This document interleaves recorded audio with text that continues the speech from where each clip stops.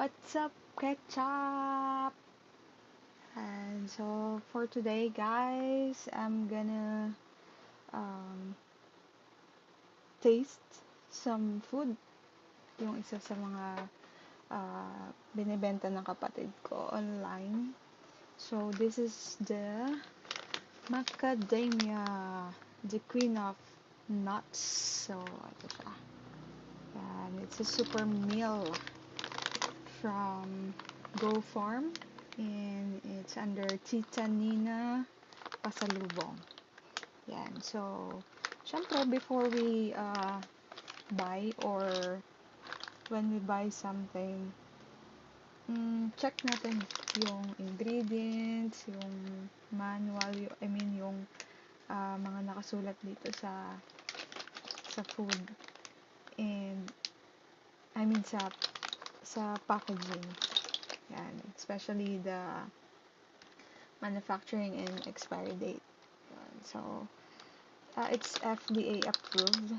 So, pwede siya. And safe siya kainin. And yun.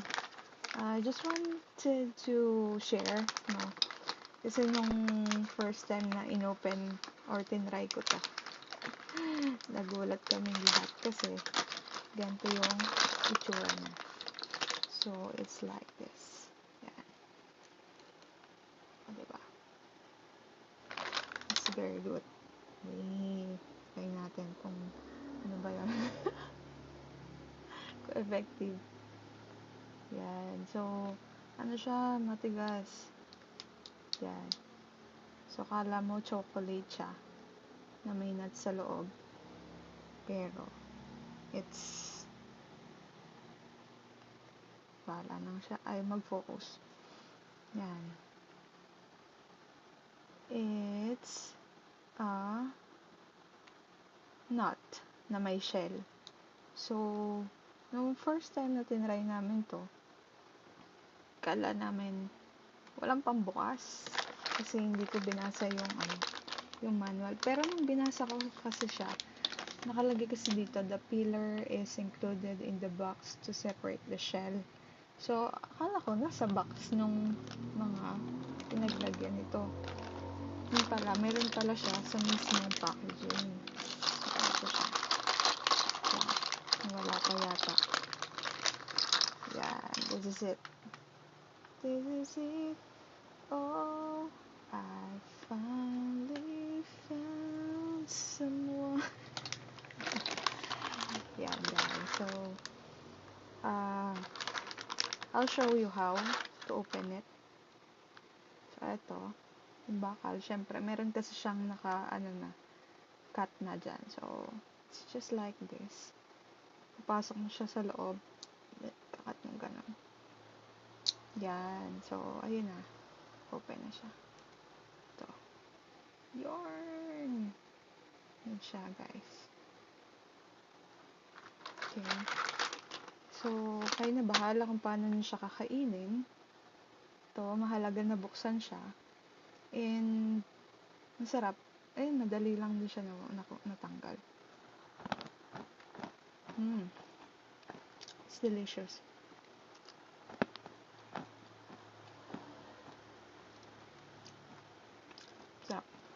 So, actually,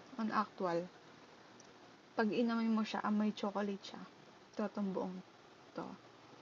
And then, parang gusto mong tikman pati yung shell niya. Tapos, yung mismong nuts sa loob ay lasa, mabango. So, ito. Yeah. Yeah. So, lasang nuts. And then, para siyang may butter. Ay, hindi. Amoy butter na amoy. Basta mabango siya.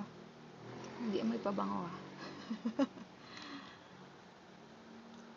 Yun, ang hirap explain. So, kayo na yung bahalang mag-judge pag natikman nyo to. And syempre, it's healthy kasi nuts siya.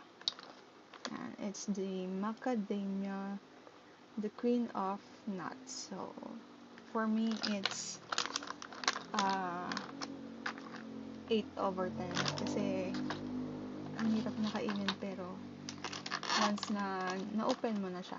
I mean, ang hirap niyang i-open pero once na open mo na siya, worth it pag kinain. So, it's good. So, try it guys and that's all. Thank you so much. Bye!